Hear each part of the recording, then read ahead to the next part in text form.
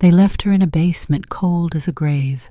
No meds, no goodbye, no love, just to enjoy a 7-day cruise. I found my granddaughter trembling, starving, and silent, like she'd been buried alive, and they thought I'd stay quiet. No. I sold the house I once gave them. If you think this is just another family drama, you're wrong. Subscribe now to catch the next haunting episodes we bring to life. Under a thick shroud of snow, the farmhouse stood like a forgotten relic on the outskirts of northern Michigan. The wind howled low and long as if mourning something ancient.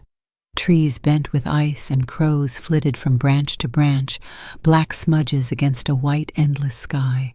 This was no place for warmth, but inside the crooked wooden frame of the farmhouse, a small fire burned in a rusted stove, its flickering light dancing across shelves of dusty books and the creaking floor beneath them. Helen Whitmore, 78, stood at the kitchen sink, her fingers raw from the cold, scrubbing a cast-iron pan like it might bleed secrets. Her back ached from the morning's chores, shoveling snow, feeding the hens, mending the broken latch on the barn. But the ache was familiar grounding. It was better than silence, better than the echo of her late husband's voice in the halls. She lived alone now by choice and by consequence, and she'd gotten good at it. So when the knock came, 3 sharp raps on the heavy front door, it startled her deeply. She dried her hands on her apron and approached the door slowly, warily. Opening it, she was met with a blast of cold air and the sight of her son Thomas, bundled in a city coat, too clean for these parts. Behind him, Becca, his wife, stood with arms crossed and eyes hidden behind large sunglasses despite the overcast sky. But it wasn't them that caught Helen's eye. It was the girl, Ruby. She stood between them, coat zipped to her chin, hands tucked tight under her armpits, face pale as the snow around her. She didn't say a word, didn't make eye contact, just stood there like a photograph someone had forgotten to frame. "Hi, Mom," Thomas said with a smile that didn't reach his eyes. "We're so sorry to drop in like this. We're in a bit of a bind." Helen stepped back to let them in, though everything inside her told her not to. They walked into the warmth like strangers. Ruby didn't remove her coat, didn't move until Becca nudged her from behind. Then she shuffled to the edge of the living room and stood stiffly by the wall, staring at nothing. "We need to leave town for a few days." Thomas began, already moving toward the kitchen like he still lived there. "Just a short trip, business kind of urgent." Helen narrowed her eyes. "Why bring Ruby?" Becca jumped in quickly. "It's better for her. Too noisy in the city, too much stimulation. You've got the quiet here, the space. It'll be good for her." Helen looked over at Ruby, who hadn't moved. "Does she know she's staying?" Becca hesitated. "She's adjusting. You know how she is." Helen did not know how she was. She barely knew the girl. Over 13 years, she'd seen her maybe 5 times. Always through filters, photos on social media, vague anecdotes over rushed holiday dinners. But the girl standing in her living room now was not a story or a caption. She was real. And she looked like she hadn't been hugged in a year. Thomas leaned in, placing a hand on Helen's arm. "Just 3 or 4 days. We'll be back before the weekend." They didn't bring much. A small suitcase half-zipped, a plastic grocery bag with a bottle of cough syrup, a comb, and a frayed stuffed rabbit. No books, no instructions, no prescriptions, just dropped off like mail. And then they were gone. The sound of the SUV pulling away was swallowed quickly by the snow. Inside, the silence returned. Helen stood in the doorway for a long time, not turning around. She could feel Ruby's presence like a cold draft behind her, silent, unmoving. Then slowly she closed the door. That first night, Ruby didn't speak. Helen cooked stew and set 2 bowls on the table. She invited Ruby to sit. The girl obeyed slowly without looking up. She held the spoon in both hands, trembling slightly. She didn't eat much. Helen tried gentle conversation, asking where she went to school, what she liked to read, if she played piano like her mother used to. No answer. At one point, Helen accidentally knocked over a tin cup. The clang made Ruby flinch so violently that she dropped her spoon. Her shoulders stayed hunched for the rest of dinner. Later, Helen found her curled up on the guest bed, still in her coat. In the morning, Ruby was awake before the sun. Helen found her sitting in the mudroom, staring out the window, watching the snow fall. She didn't move when Helen came in, just kept staring as if trying to count each flake. Helen poured 2 cups of cocoa and handed one to her. Ruby took it without looking, sipped quietly. By the 3rd day, patterns began to emerge. Ruby would pace the hallway in tight loops, 5 steps forward, pivot, 5 steps back, over and over, always starting and stopping at the same floorboard. She arranged her fork and knife at precise angles during breakfast. She reacted to sounds, the creak of a door, the bark of a dog outside like gunshots, but never with tears, just tension, quiet, breathless tension. Helen began keeping a small notebook, not out of scientific curiosity, but out of necessity. She needed to understand. If her son and his wife weren't coming back soon, and God forbid weren't coming back at all, then Helen had to build a map of this strange new territory. She noted what foods Ruby would eat, soft things, mostly white. What music didn't upset her. Mozart was okay, jazz was not, and which corners of the house she avoided: the cellar door, the broom closet. On the 5th night, Helen was startled awake by a strange sound, a low moaning from down the hall. She followed it to find Ruby sitting on the floor outside the bathroom, rocking back and forth, tears on her face, but no sound coming out. It was a silent scream. Helen sat down next to her slowly, like approaching a deer. She didn't speak, didn't touch, just waited. After what felt like hours, Ruby leaned into her, just slightly. Her shoulder brushed Helen's. It was the first contact. It burned like fire. By the end of the week, Helen stopped expecting Thomas and Becca to call. Their silence was an answer in itself. She tried the number again, but it was still disconnected. She emailed, but the messages bounced back. She checked their old address, forwarded mail, returned packages. No neighbors knew where they'd gone. Ruby's suitcase stayed half-packed in the guest room. Helen found herself checking the mailbox each day with a flicker of hope, then returning home with a heavier heart. The weight of abandonment was not unfamiliar to her, but this was different. This was generational, layered. She stood one afternoon in the barn, watching Ruby walk in circles around the chicken coop snowflakes, gathering on her hat, moving with such eerie precision that Helen felt like she was witnessing something sacred or broken, or both. "This ain't right," Helen whispered to herself. "This ain't how you leave a child." Inside her chest, something stirred that hadn't moved in years. A steel resolve, rusted but intact.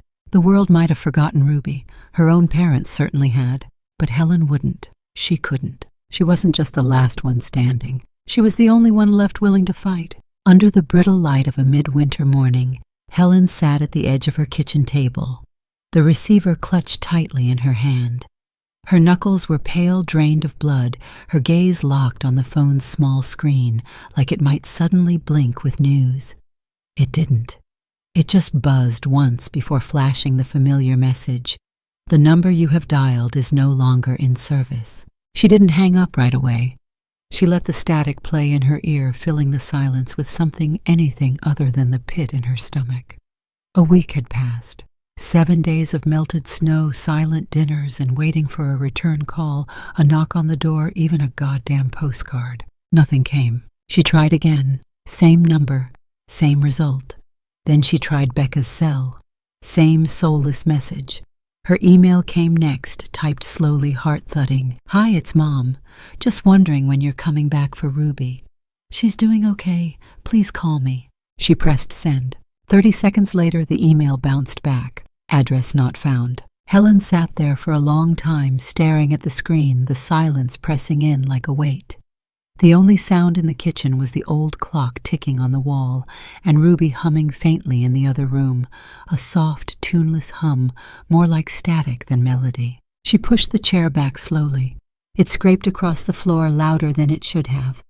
Ruby stopped humming. Helen stepped into the hallway and leaned into the doorway of the living room.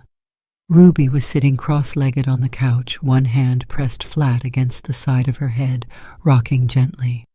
Her eyes met Helen's for a flicker of a second before darting away. "You okay?" Helen asked gently. No response, just the rocking. Helen hesitated.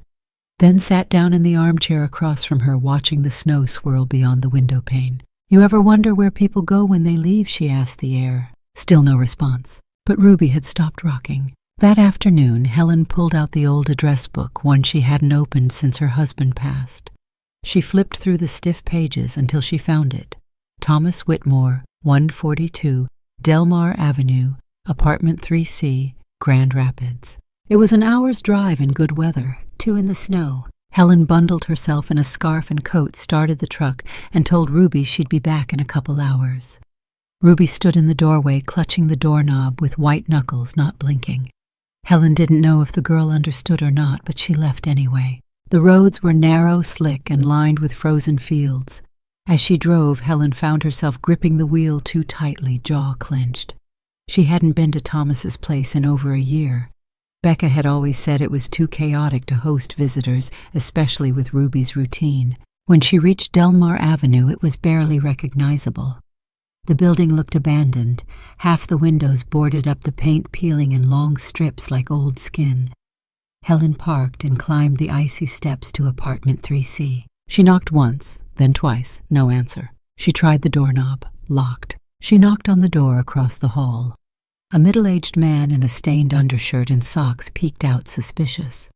When she explained who she was, he softened slightly. "They moved out about a week ago," he said. "Didn't say where, just up and left. Box truck came at night, looked rushed. Did they leave a forwarding address?" He laughed.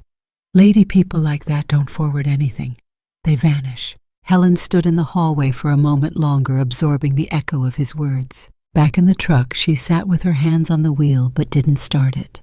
She stared through the windshield, watching her own breath fog the glass. They were gone. Not just physically. Gone. Helen didn't cry. She wasn't the crying type. But something in her chest buckled under the weight of the realization.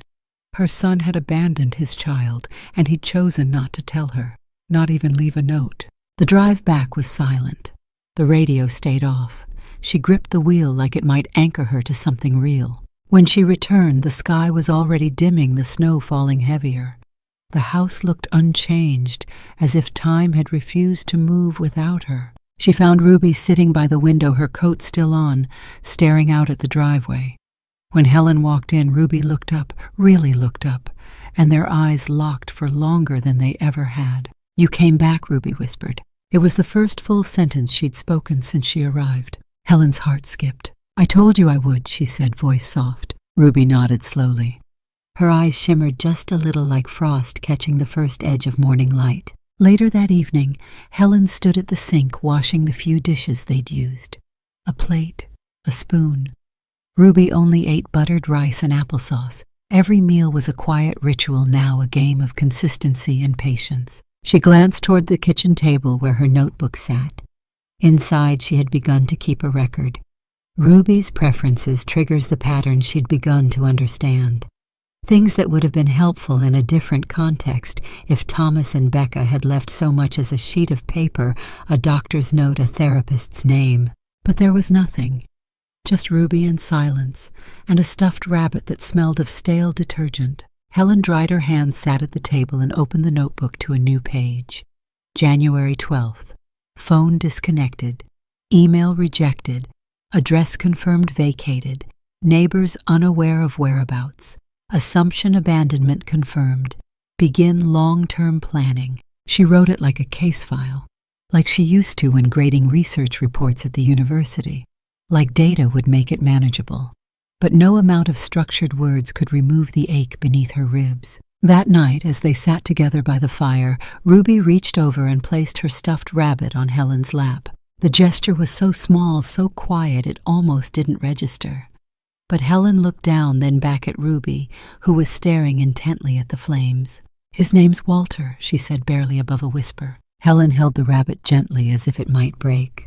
"Hello, Walter," she said, her voice catching. "You're safe here." Ruby didn't respond, but the corner of her mouth tilted just slightly into something that almost resembled peace. Helen didn't sleep that night. She lay awake listening to the wind groaning against the walls, the groan of the floorboards with each settling of the house, and the quiet breath of the child in the next room. Somewhere out there, her son had chosen a different path, one that didn't include this girl, one that didn't include consequences.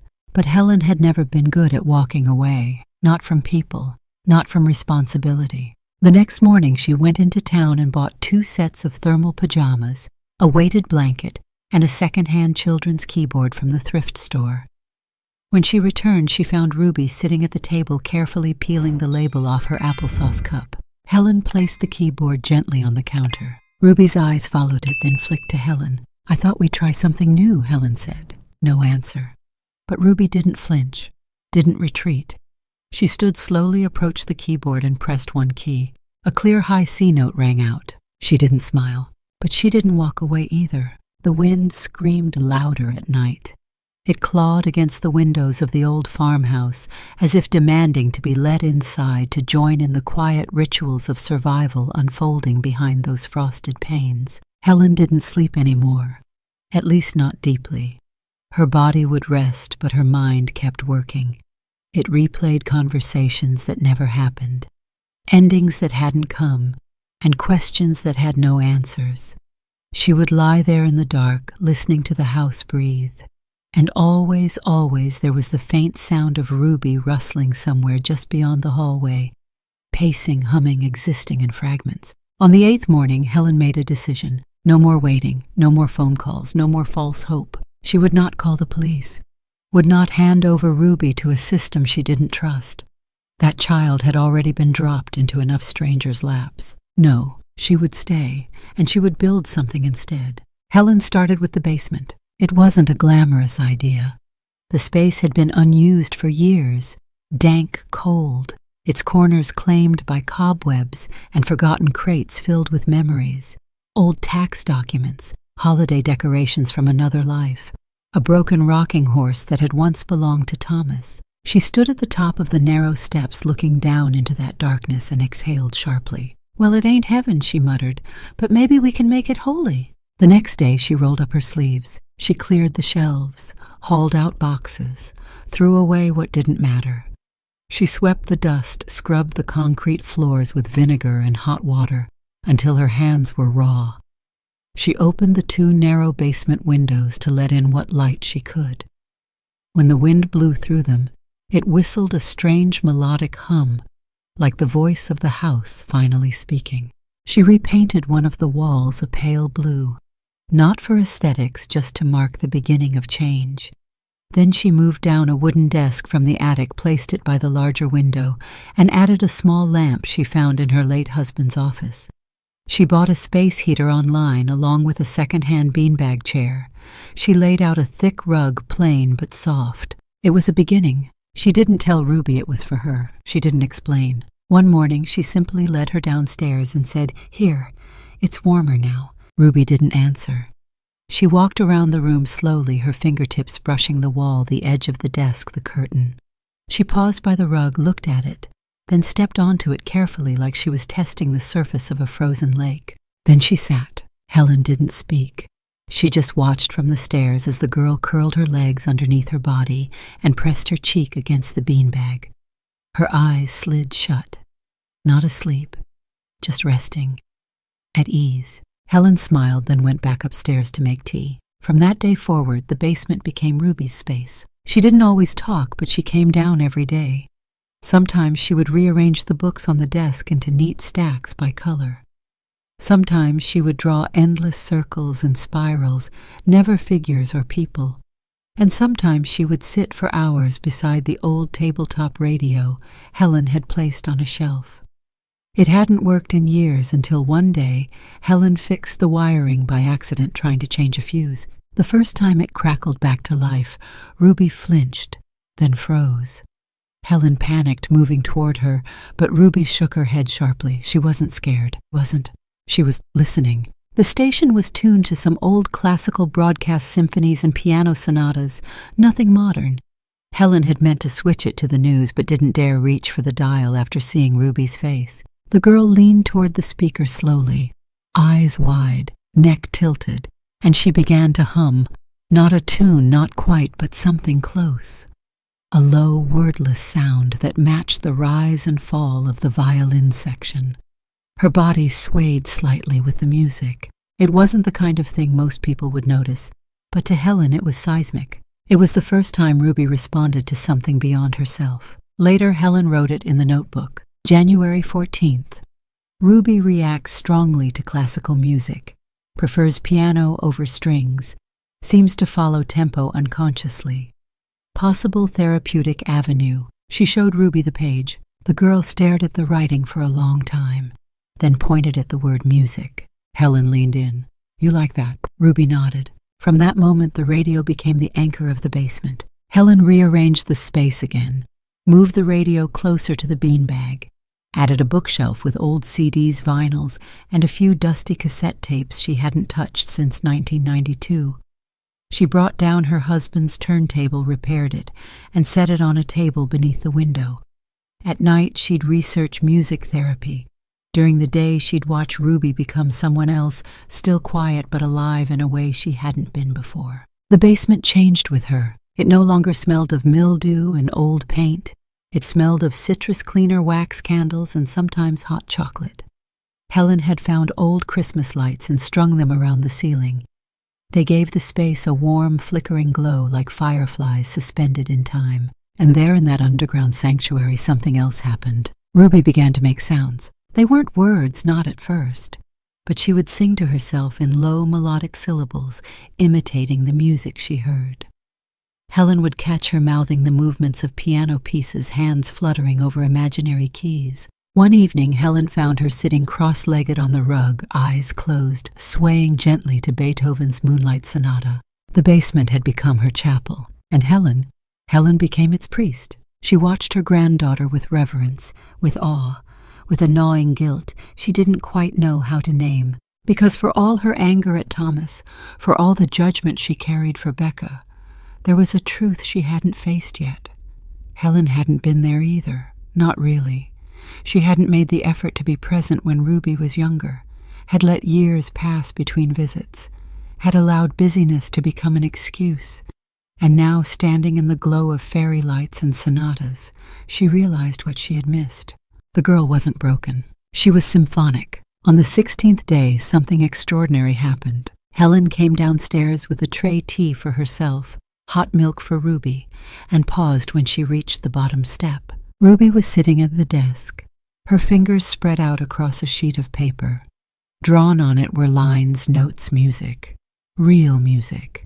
Not just doodles, not spirals. Sheet music. "You know how to write music?" Helen asked quietly. Ruby didn't look up. She kept scribbling. Helen stepped closer. "Is that yours?" Still no reply. Then softly Ruby whispered, "It's in my head." Helen blinked back tears. "Can I hear it sometime?" she asked. Ruby didn't speak, but she didn't say no either. That night, Helen sat alone in the kitchen, staring into her mug of tea gone cold.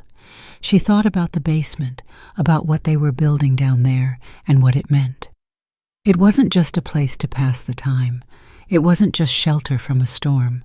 It was holy ground, a place where a girl long ignored had found her voice not through speech, but through vibration and harmony, through crescendos and rests, through silence that now had shape and texture. She opened her notebook and turned to a fresh page. At the top she wrote, "January 18th, music is the key," and then underlined, "No more looking for the parents. They left her behind, but I won't." The attic had been closed for nearly a decade. Helen stood at the foot of the ladder, a flashlight in one hand and a scarf wrapped tightly around her neck.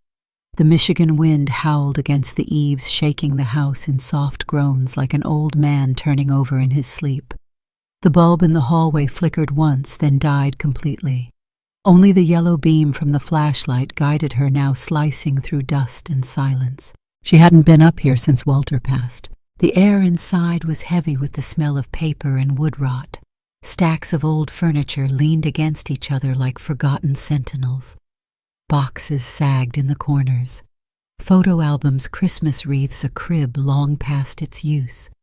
Helen stepped carefully between relics of another life, aiming the light into each shadow. And then she saw it. Against the far wall, half buried under a moth-eaten tarp, was a piano. Upright, heavy oak frame cracked at the base. The keys were yellowed, a few chipped. One of the legs was splintered, and the bench had lost its cushion long ago. But even through the decay, Helen felt something stir in her chest. She approached it slowly, like reuniting with an old friend she hadn't spoken to in years. She lifted the tarp. Dust plumed into the air like breath. Helen coughed once, then ran her hand along the lid. Her fingers trembled. The last time this piano had been played, she'd still had dreams of being a music teacher again. Thomas had been 16. Walter had been alive. Helen opened the lid and pressed a key. Nothing.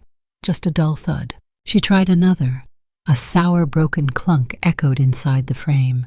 She pressed again 1, 2, 3 notes in a row. The middle one sang out just barely, a ghost of a tone. She stared at it, then stepped back. The next morning she called in a favor. Henry Blake was a retired carpenter who still took the odd job now and then, especially for Helen Whitmore, who once lent his daughter college books for free. He came with tools, thick gloves, and a quiet curiosity. "What the hell do you want with this thing?" he asked, running a hand over the warped wood. "It still has a heart," Helen said. He laughed. "It's got termites, Helen." "Same thing." Henry spent the better part of 4 days working on it. He sanded the frame, replaced the broken leg with a new support beam, restrung the keys that could be saved. The internal soundboard was warped but not hopeless.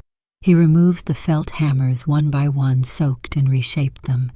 He patched the pedals and cleaned out the interior, removing mouse droppings, cobwebs, and a dead bird he didn't tell Helen about. On the 5th day, he stood back and nodded. "It's not going to win any awards," he said, "but it'll play." Helen ran her fingers along the edge.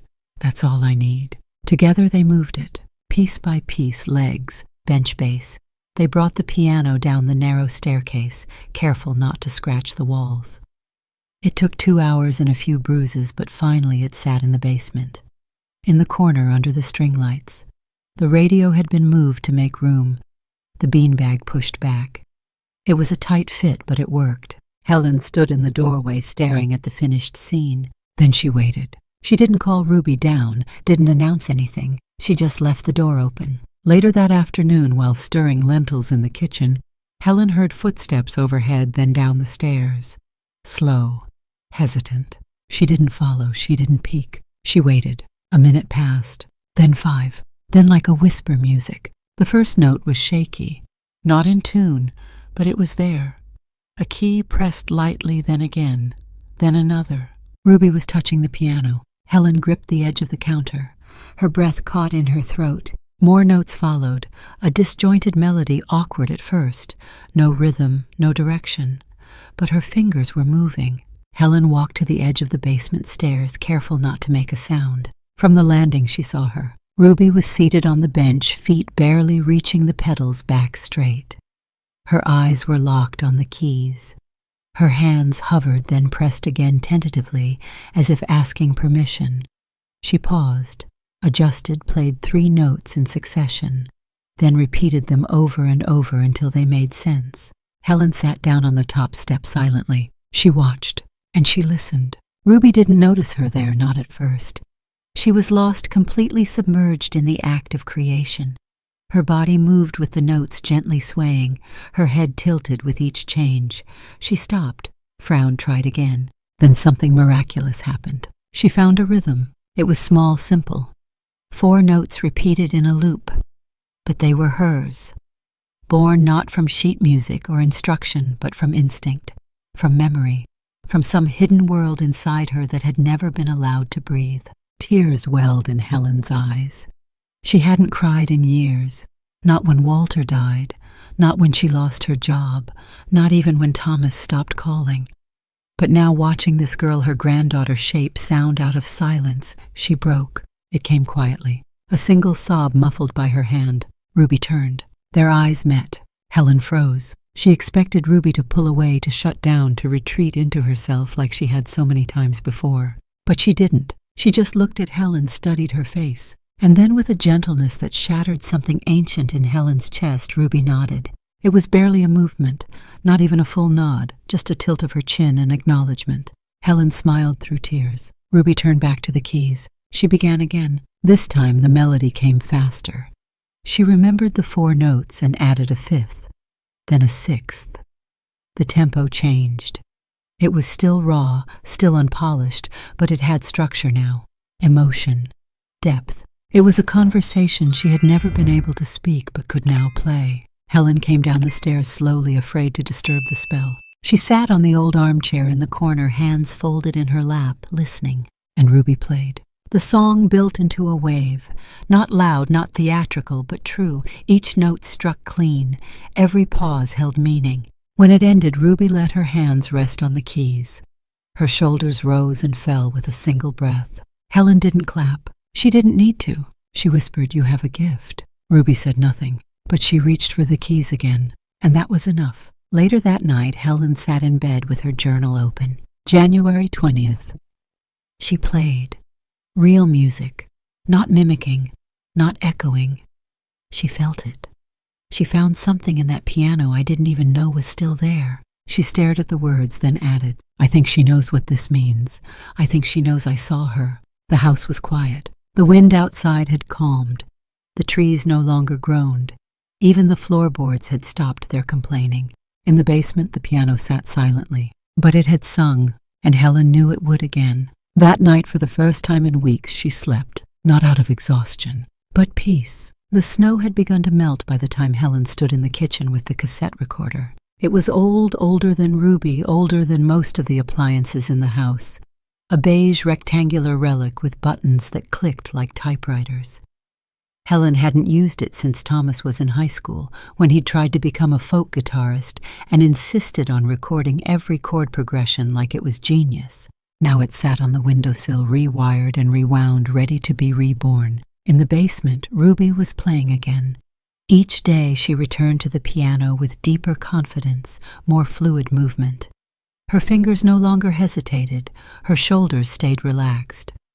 She played with something between intuition and memory, like she was remembering music she had never learned, calling it from somewhere buried in her bones. Helen had started recording her in secret 3 days ago. Not out of deceit, not quite, but because there was something in that music, something fragile and brilliant that the world needed to hear. Even if Ruby never spoke to a crowd, even if she never set foot on a stage, that melody deserved to live beyond the basement walls. So Helen sent it out. She chose a small national competition, one hosted by the American Children's Music Foundation, a nonprofit that accepted home submissions. Open to all children aged 8 to 16, the rules said. No formal training necessary. It seemed honest, unpretentious. She wrote a letter, careful handwritten script on cream stationery. Dear judges, this piece was composed and performed by my granddaughter, Ruby Whitmore, age 13. She has no formal training, but music speaks to her in ways words cannot. I hope you'll hear that too. Sincerely, Helen Whitmore. No mention of autism, no mention of abandonment, no tragic backstory, just the music. She uploaded the audio file onto a USB stick, tucked it in a padded envelope along with the letter, and mailed it from the post office 2 towns over. No one knew, not even Ruby. And then she waited. Days passed. Snow retreated into frozen puddles along the road. Birds began to return, tiny silhouettes flitting from fence post to fence post. Helen kept busy. Garden prep, letter writing, teaching Ruby how to crack eggs without shells. She'd nearly forgotten about the submission when the call came. It was a Thursday, late morning. The phone rang once, then again. Helen wiped her hands on a dish towel and answered. Is this Mrs. Helen Whitmore? The voice asked. Yes, speaking. I'm calling from the American Children's Music Foundation. You submitted a piano composition last month by a student named Ruby Whitmore. Helen's breath caught. Yes, I did. We're pleased to inform you that Ruby has been selected as one of 10 national finalists in our Young Composers Showcase. Her piece, Untitled in C minor, was absolutely stunning, haunting even. Our panel was unanimous. Helen leaned against the counter, the room beginning to tilt. She's been selected. Yes, ma'am. We'll be hosting the final performance in Chicago next month. Each child will be interviewed and given time on stage to perform their work live. We'll be covering travel and lodging. We just need confirmation of guardianship, a health and safety release, and a brief interview with a parent or legal representative. The voice paused. You are Ruby's legal guardian, correct? Helen didn't answer right away, because she wasn't. Not legally, not technically. She hadn't filed any paperwork, hadn't called a lawyer, hadn't even notified Child Protective Services. She had simply taken care of her. She cleared her throat. I've been her caretaker since early January. Her parents, they're not reachable. Understood.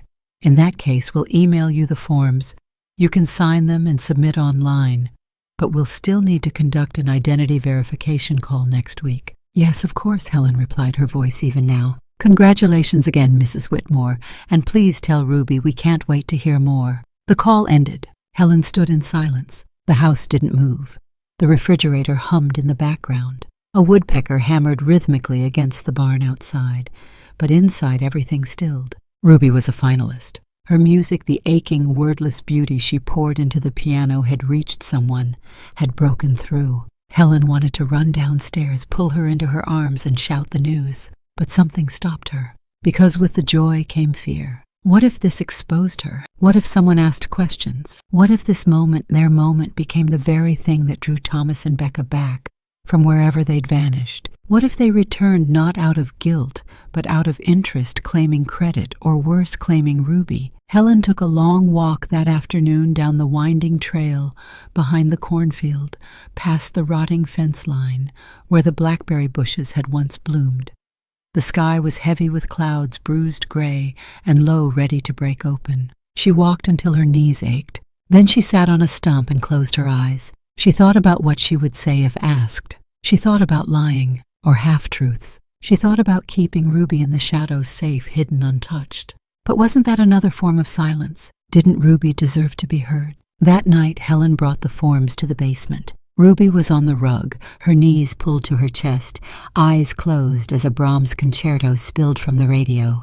She opened one eye when Helen approached, but didn't move. Helen sat beside her. I sent in a recording, she said quietly, of you, playing the piano. Ruby tilted her head, puzzled. I didn't ask. I know. I wasn't sure how you'd feel, but I thought maybe the world should hear what I hear. Ruby didn't speak. Helen handed her the letter. You're a finalist in a music competition in Chicago. Ruby stared at the paper, then at Helen, and for a moment, just a moment, her face changed. Not a smile, not quite, but her eyes lit with something unmistakable. Recognition. I have to fill out some forms, Helen continued. They want to know who your guardian is. I haven't made anything official, not with the state, not with anyone. She paused. I want to go with you. If you want to go, but I'll need to answer questions about your parents, about where they are. Ruby's face fell. She looked away, fingers tightening around the edge of the paper. Helen reached out gently, took her hand. I can lie, she said. Say they gave you to me willingly. Say they're traveling or sick. I can say whatever protects you, but I won't do it without your permission. Silence. Ruby stood slowly, walked to the piano and sat down. Helen didn't move. Ruby played. This time the music came in wave swells of minor chords and long, sustained notes. It wasn't a happy song, but it wasn't grief either. It was something in between. When she finished, she looked at Helen. I want to go, she whispered. Helen nodded. Then Ruby added softer still.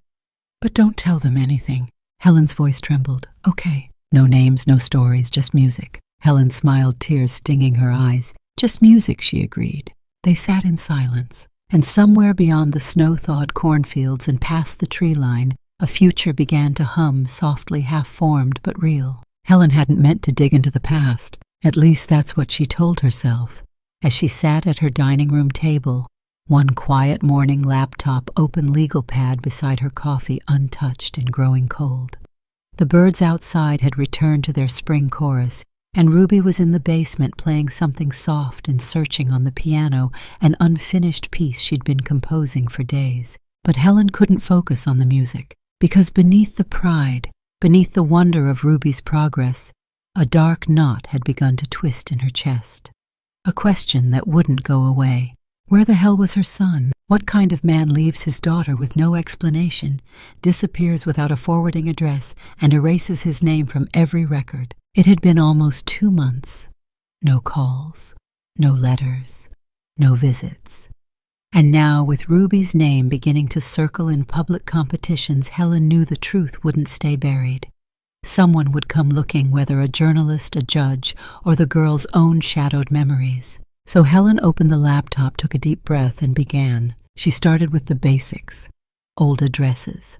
Thomas Whitmore, age 42, formerly employed at a logistics firm outside Grand Rapids. Married to Becca White Whitmore. Ruby's birth certificate, Helen had found a photocopy of it tucked in a manila envelope with a faded immunization record. School records were harder to find, but she tracked down the name of Ruby's last elementary school, Lincoln Hills. She called them. "I'm Ruby's grandmother," she said calmly. "I'm trying to verify some information for medical purposes. She was a student there last year." The woman on the line hesitated. "I'm not sure what I can give out." "I'm not asking for records," Helen said quickly. "Just, do you know if she had any special needs documentation on file?" A pause. "Yes," the woman admitted finally. Ruby had an IEP, autism spectrum moderate social anxiety. Music therapy was one of her supports. Helen blinked. Music therapy. She scribbled the words down, heart pounding. "Thank you," she whispered. Before hanging up, she asked one last thing. "Do you know if the family moved or transferred her officially?" "They didn't," the woman replied, a little colder now. "In fact, they withdrew her with no explanation. Just a single email. No records request from any new school. It was strange." Helen thanked her again, then hung up and stared at the notes in front of her. No paper trail. No school. No doctor.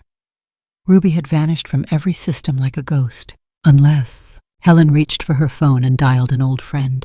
Miriam Grant had worked in the records department at St. Joseph Medical Center for 20 years. Helen had made her wedding cake once, back when the world was still gentle. "Miriam," she said, voice steady, "I need a favor." "What kind of favor?" "The kind you don't write down." It took 2 days, but Miriam called back, voice low, almost apologetic. "Your son. He was admitted under a different name." Helen's heart slammed against her ribs. "What?" 3 weeks ago. ER intake, suspected concussion. No insurance. Used the name Daniel Frost." Helen gripped the edge of the table. "That's not possible." "I cross-checked the photo on the ID. It's him, Helen. He's using an alias." "Where?" "Chicago. South Side. Address flagged by the system, apparently tied to a pending fraud investigation. Multiple missed court dates. Creditors circling." Helen closed her eyes. "He's in trouble," Miriam said softly. "Serious trouble." Helen thanked her and hung up. Then she sat in the dark for a long time, trying to breathe. Thomas had faked his identity. He was dodging debt, the law, maybe more. And he'd left his daughter behind like baggage too heavy to carry through his lies. The betrayal tasted bitter in her mouth. She stood and walked outside, letting the wind sting her face, the last of the snow melting under her boots. In the barn, she screamed. Once, just once. It echoed hollowly against the rafters. That night, she wrote her decision in the notebook. March 3rd. Filing for emergency temporary guardianship. Legal route begins tomorrow. I will not lose her to his choices. She drove to the county courthouse early the next morning, papers in hand, copies of every school document she could find, including a character letter she had written herself, typed, printed, signed in blue ink. I am her grandmother, her sole caretaker, and the only consistent presence in her life, it read. I do not seek custody for power. I seek it for protection. The clerk at the courthouse nodded solemnly and accepted the paperwork. It'll take 3 to 5 business days, he said. Helen nodded. I'll wait. But she didn't go home right away. Instead, she drove. 3 hours east. Chicago. The address Miriam had given her was in a forgotten pocket of the city abandoned factories, boarded up storefronts, and silence broken only by the occasional siren. Helen parked 2 blocks away and walked, her hands clenched in her coat pockets, head down. She found the building. An old brick duplex, windows covered in plastic mailbox overflowing. She didn't knock. She just stood there for a long time. She wanted to yell, to rage, to ask why. Why did you run? Why did you throw her away? But she already knew the answer. Because Thomas was afraid. Because he wasn't strong enough to face Ruby's pain or his own. Because selfishness had become easier than responsibility. Helen turned and left. She never looked back. Back home, Ruby was waiting on the porch. She didn't speak. Just held out her hand. Inside was a folded note. In thick block letters, Ruby had written, I heard you leave. Did you find him? Helen stared at the paper, then nodded. Ruby took it back, turned it over, and wrote, "Did he ask about me?" Helen's throat tightened. She crouched beside her and whispered, "He didn't know you're becoming the best version of yourself." Ruby nodded once. Helen held her close. That night she dreamt of fire, of a piano engulfed in flames, its keys melting into puddles of black wax. She woke with a start, and the phone rang. It was the courthouse. The paperwork had been received. They'd review the request by end of week. But Helen never got that decision, because something else arrived first. A letter, mailed from Chicago. No return address. Inside was a single sentence, scrawled in her son's handwriting. "You have no idea what you've done." No signature, just a message. Helen stared at it for a long time, then tucked it inside the notebook between the page where she had written "He played" and the one that said "Filing for Guardianship." She closed the book slowly and walked to the basement. Ruby was playing again, a darker song this time. More minor notes. Helen didn't stop her. Let her play. Let the music carry them forward into whatever storm might come next. It began with the sound of tires on gravel. Not hurried, not screeching, just deliberate. Slow, like the engine already knew it didn't belong there. Helen was in the kitchen when she heard it. 2 thuds from the car door shutting the crunch of boots approaching the porch. The wind outside had gone still, as if the land itself was holding its breath. She wiped her hands on a towel and moved to the front door, her joints stiff, her heart pulsing like a war drum. She opened it without fear, and there they stood, Thomas and Becca, as if summoned from some half-buried nightmare. Older, thinner. Thomas wore a cheap leather jacket zipped up to his neck like a shield. His eyes, her son's eyes, were bloodshot, rimmed with fatigue and something darker.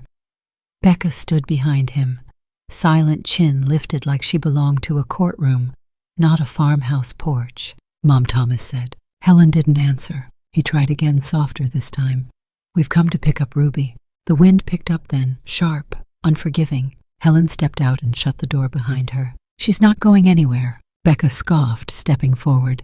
"We've been trying to reach you for weeks. There was no service where we were." "Don't lie to me," Helen said sharply. "You abandoned her." "It was temporary," Thomas said, lifting his hands.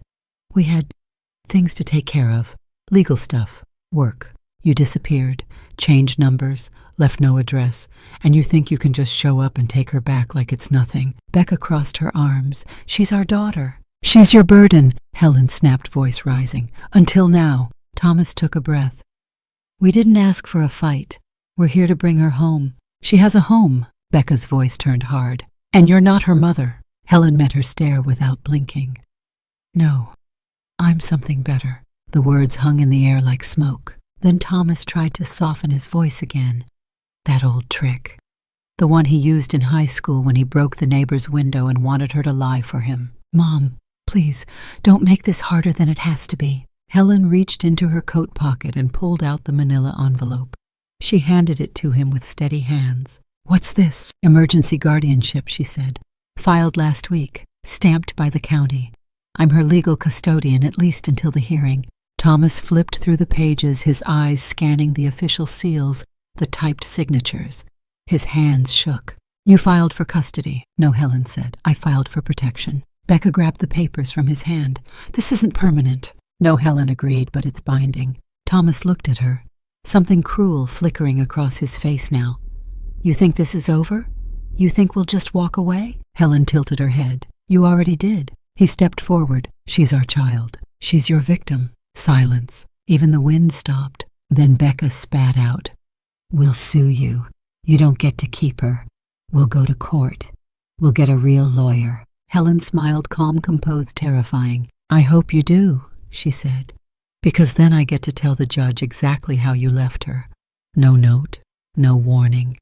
Just a child abandoned with a woman in her 70s in the middle of winter." "You have no proof," Thomas said, though his voice trembled. Helen stepped forward. "I have the voicemail you left the school. I have Ruby's drawings, her silence, her fear. I have 2 neighbors who watched you drive away, and I have her music." Thomas blinked. "Music." Helen's eyes softened dangerously. "She's in the finals of a national competition."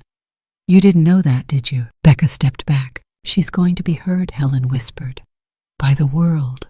by people who will love her in ways you never could. Enough, Thomas hissed. We'll be back, with papers, with police if we have to. Helen opened the door behind her. Then bring them. I'll be waiting. And then, as if on cue, Ruby appeared. She'd heard the voices. She stood in the doorway, small, quiet, her hands behind her back. She didn't speak. She didn't move toward them. She just looked at them, her father, her mother, like she was seeing strangers. Thomas froze. Hi, sweetheart. Ruby didn't reply. Baby, Becca tried. We've missed you. Ruby stepped behind Helen. No words. Just a choice. Helen placed a hand on the girl's shoulder. Thomas turned furious now. This isn't over. Helen nodded. No, but the silence is. He stormed off the porch, Becca following behind him in clipped heels. The car door slammed. Engine roared, tires spit gravel into the air as they sped away. Helen waited until the dust settled, then turned to Ruby. You okay? Ruby looked up, and for the first time in her life she said a complete sentence. Don't let them take me. Helen knelt, pulled her into a fierce embrace. I won't, she whispered. Not now, not ever. Inside the piano sat waiting, but neither of them played that day. They just sat, two shadows in the silence, ready for war. The courthouse in Marquette was a gray square building that looked like it had been designed to keep people out more than bring them in.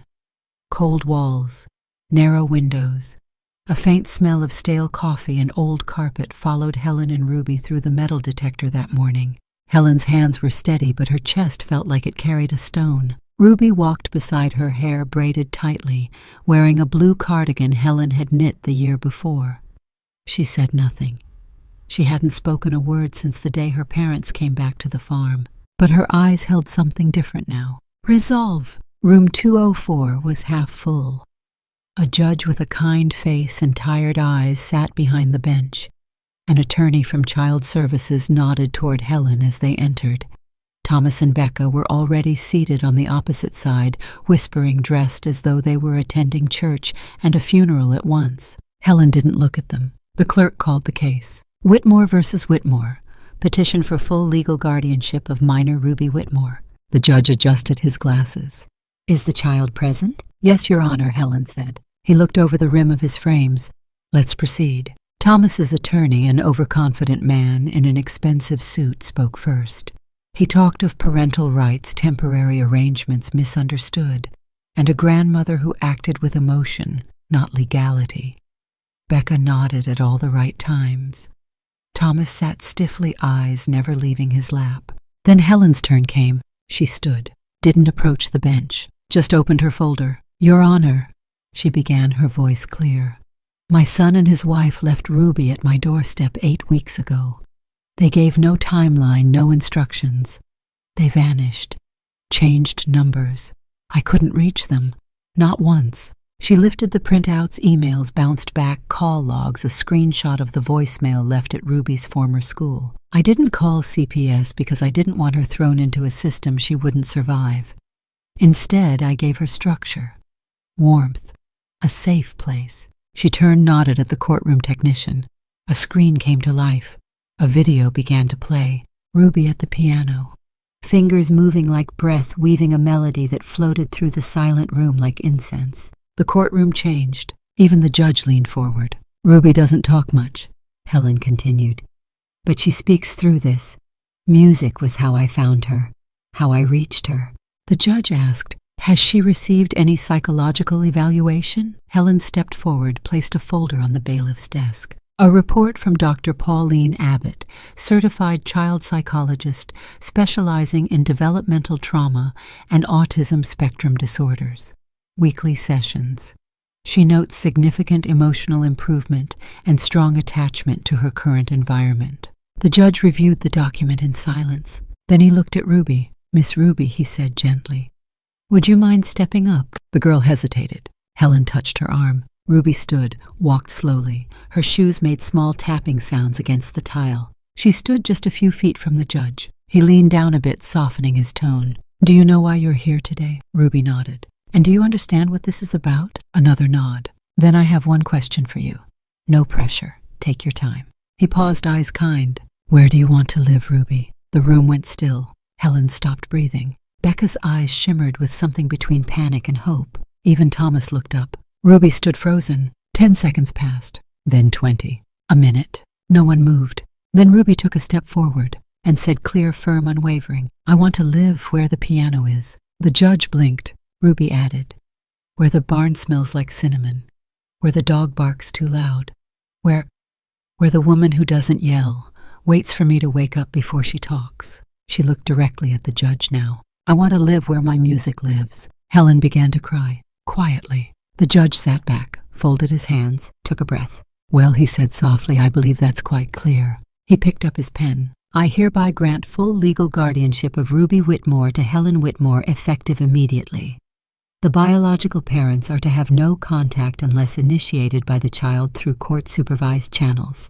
This is final." The gavel struck wood. The case was closed. Helen exhaled like her lungs had been underwater for a decade and just now broke the surface. Thomas stood, looked at Ruby one last time. She didn't look back. He walked out without a word. Becca followed, head down, purse tight to her chest. Helen and Ruby remained. They stayed in the courtroom long after the others left. Just sitting. Helen reached over, held Ruby's hand. "I'm proud of you." Ruby looked down, then up, and whispered, "Thank you for not leaving." Helen smiled, eyes full. "I never will." The envelope arrived in early April, tucked beneath a pile of electric bills and a seed catalog. Helen almost missed it, just another piece of white paper, unassuming and silent. But then she saw the return address, American Children's Music Foundation. She stood by the mailbox, staring at it for a long moment before walking inside. Ruby was sitting at the piano downstairs, the sound of her newest piece drifting up through the floorboards, soft, deliberate, full of yearning. It was a Sunday melody, one meant for no audience but the wind. Helen waited until the final chord echoed out before she called her upstairs. "Sweetheart," she said, her voice caught somewhere between excitement and hesitation. "A letter came for you." Ruby took it with both hands, turned it over, and froze. Helen watched her carefully. Ruby had come so far, words forming eye contact, steady posture, relaxed. But there were still moments, small landmines that sent her back inside herself. This was one of them. "I can open it," Helen offered gently. Ruby nodded. Helen slipped a letter opener under the flap, pulled out the crisp, gold-trimmed stationery. "Dear Ruby, we are honored to inform you that you have been selected as this year's grand prize winner of the Young Composers Showcase. Your piece, Untitled in C minor, received unanimous praise from our judges for its haunting beauty and emotional clarity. We invite you to perform your piece live at the awards gala in New York City this May. Travel and accommodations will be provided.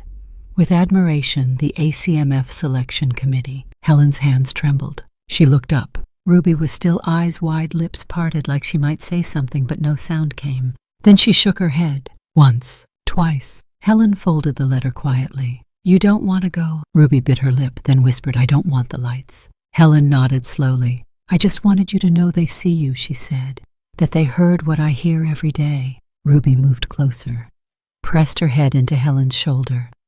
"I don't want them to see me. I only want to play for you." Helen's throat tightened. She didn't speak, just wrapped her arms around the girl who had become her world, and in that silence something holy passed between them. Later that night, Ruby pulled out a sketch pad. She wasn't much for talking, but she'd taken to drawing as a second language. She drew a winter tree, bare gnarled, wrapped in snow. Underneath it, a small figure sitting on a piano bench. She wrote one word at the bottom of the page, "Little Winter." Helen tilted her head. "Is that the name of your song?" Ruby shook her head. "It's me," she whispered. "If I had a name that wasn't mine."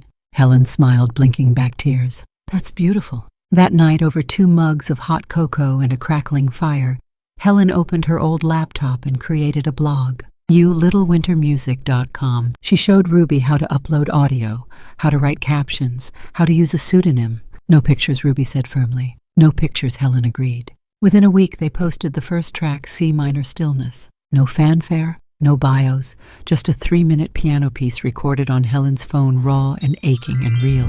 Helen shared the link, once an old quilting forum she used to frequent. Nothing major. But something strange happened. People listened. Not many at first, maybe 50, then 500, then 5,000. Within a month, the blog had over 100,000 plays. Messages flooded the comment section. "I played this while holding my mother's hand at hospice. Thank you." My autistic daughter listens to this every night before bed. I don't know who Little Winter is, but this music saved my life this morning. Helen read them aloud at night. Ruby listened, eyes wide, face unreadable. But sometimes, just sometimes, she smiled. More tracks followed. Evening River, Barnlight, February Silence. Each piece had its own emotion, its own mood, and none of them were ever played the same way twice. Helen sat by the old radio while Ruby played. The basement had become more than a music room. It was sacred now, a place where pain melted into melody and survival took the form of keys pressed gently under trembling fingers. One morning, a music producer from Seattle emailed through the blog's contact page. "I don't know who you are, but I've been in this industry for 30 years. Little Winter is the purest voice I've ever heard. I'd love to talk representation, even anonymity can be protected. Please consider." Helen printed the email. Ruby read it once, then handed it back. "I just want to be heard," she said, "not seen." So they declined, but the music kept growing. By spring, the blog had become a quiet phenomenon. No ads, no marketing, just music and mystery. The name Little Winter floated through music forums like a ghost. Critics speculated, theories bloomed. Some said it was an elderly pianist rediscovered. Others swore it had to be a prodigy. A few thought it was AI. Only Helen and Ruby knew the truth, and they liked it that way. One night, as fireflies blinked outside the window and the world softened into dusk, Helen asked, "Do you regret not going to New York?" Ruby was lying on the rug, sketching a new cover for the blog, a farmhouse with notes pouring from the chimney like smoke. She looked up. "No," she said. They clapped. "I heard it, in the comments." Helen laughed. "You clever girl." Ruby turned back to her drawing. "Music finds people." Helen stared out the window. "Yes," she whispered, "it always does." And somewhere in a small apartment in Denver, a nurse sat listening to Midnight Porch while writing her resignation letter. In Kansas, a teenager recovering from self-harm played Quiet Frost on loop as he stitched together the first poem he'd written in months. In Tokyo, a music student wept over first snow while thinking of her grandmother. And none of them knew the girl behind the keys, just the sound she left behind. Little Winter, the name whispered like a prayer. Helen closed her laptop, walked to the basement, and kissed the top of Ruby's head. "No stage," she said. Ruby smiled. "No spotlight," Helen added. "No curtain," Ruby whispered. But the music played on, and in the absence of applause, love echoed louder. It was spring again. A different kind of spring, one soaked not just in melting snow, but in small miracles, in things reborn quietly. Ruby had been invited to perform at a youth showcase hosted by the Michigan Music Conservatory, a local academy. Nothing like the grandeur of New York, but dignified in its own right. The invitation was anonymous. Her music had reached one of the professors through the Little Winter blog. Helen hesitated at first, but Ruby surprised her. She nodded. "Just a few songs," she whispered, "and only if you come." So they went. No fanfare, no press. Helen sat in the second row of a modest auditorium with floors polished so perfectly you could see the stage lights reflected in them.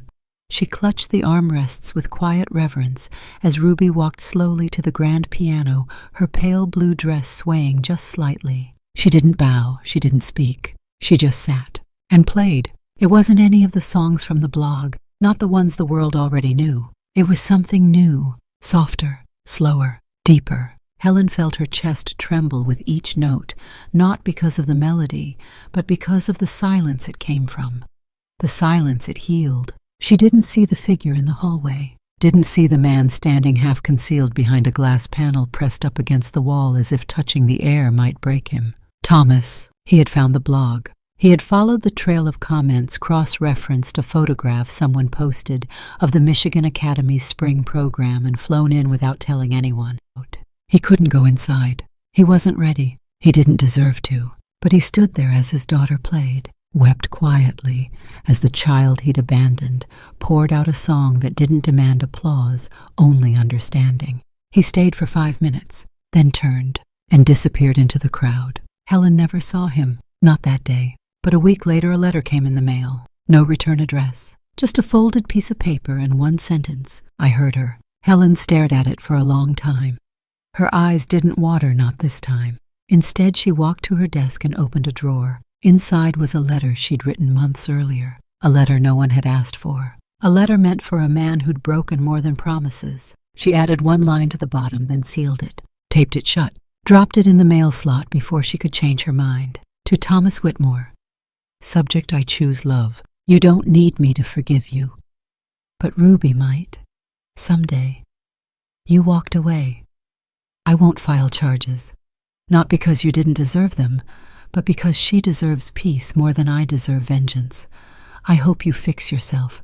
I hope you earn the right to know her music, not just hear it through walls. Until then, stay far.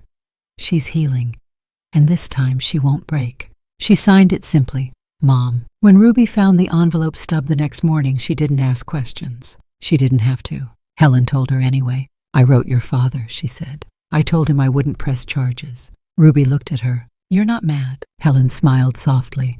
I'm old, darling, and I'm tired, but I'm not angry. Not anymore. Ruby was quiet for a long moment. Then she went to the piano. She sat. Her fingers hovered over the keys, unsure. Then she played. Something slow. Something uncertain. A melody built from the tiniest pauses, like it didn't know where it was going, but it kept moving anyway. Helen sat back, closed her eyes. The song lasted exactly 3 minutes and 42 seconds. When Ruby finished, she turned around. Helen was crying. Ruby walked over, held her hand, and whispered, That one's called forgiveness. Helen didn't say a word. She just held on. The sun reached the basement window in a way it never had before. For years, it had only offered slivers, narrow shafts of cold light filtered through frost or dust. But now that old window was clean open and warm. Morning spilled through it like honey, bathing the room in soft gold. Helen was already downstairs, seated in her usual chair near the bookcase that no longer held books, but dozens of blank music notebooks Ruby had filled over time. She had a blanket wrapped around her knees, a cup of weak tea in her hands, and her eyes trained not on the cup, but on the figure across from her. Ruby, 14 now, taller, calmer. The edges of her silence no longer sharp but soft like cotton. She had grown into her own quietness, not as a cage, but a shelter she chose to walk in and out of when she wished. The piano waited, black and polished, the same instrument they had once dragged in from the dusty barn with cracked keys and a broken pedal. Now it gleamed tuned and whole, reborn. Ruby sat down before it. Helen didn't reach for her phone. She didn't press record. Not this time. There were no emails to send, no awards to chase, no audience. Just them and the music. Ruby's fingers rested on the keys. For a few seconds she didn't move, just breathed, in, out, in. Then gently she began. It wasn't one of her usual pieces. It was something Helen had never heard before, and yet somehow it felt familiar, like a lullaby forgotten in a dream, like the sound of snow falling, like the echo of a child's laugh behind a closed door. It was a song that belonged to no one and everyone, a song that had no need for applause. Each note was deliberate, clean, but tender. Ruby's hands moved with grace, no longer hesitant.